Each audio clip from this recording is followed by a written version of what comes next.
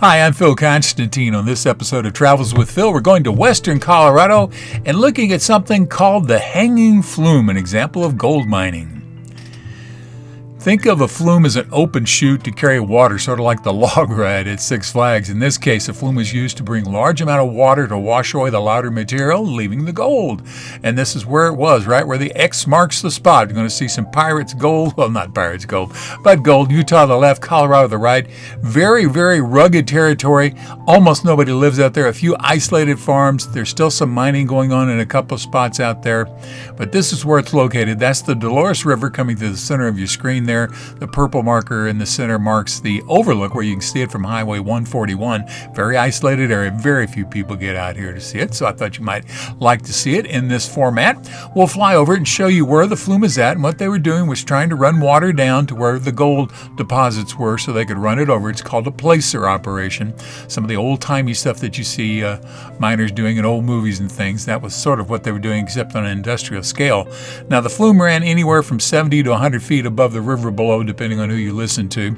And these are some of the remnants that are still left out there that you travel along. They are at other spots out there. This is one of the best spots to see them. The little arrow there marking there show you where it is if you can't see it very well from this view. I'll have a better picture in just a little bit here. But this gives you an area of the 2 million board feet of lumber which were used for a little less than 10 miles. The flume starts at 80 feet up and ends 90 feet down. You want to keep it flowing and you want to keep it up high. That's why they didn't pump it out of the river. Just too much effort to pump it from the river. Well, this is what it looked like when it was first completed. These pictures from around 1890. And the flume was 4 feet deep, almost 6 feet wide, and carried almost 24 million gallons of water a day. It took a lot of water to do this kind of mining. But the difficulties in getting the gold out, it made it unprofitable, and it closed a few years after completion. So let's go take a look at it today. This is the overhead view, the Dolores River. The overhang or overlook is on the right-hand side. And this is some better quality. From the segments you can see here, this is what they look like.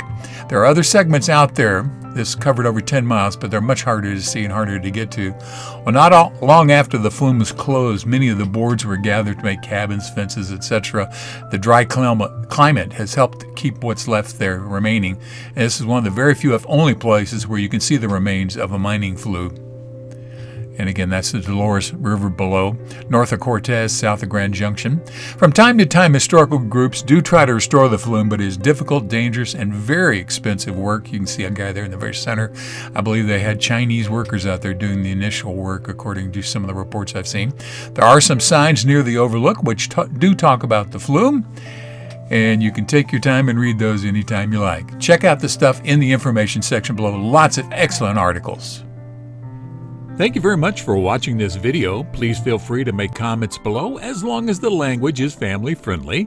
And if you like this video, please click on the thumbs up button below.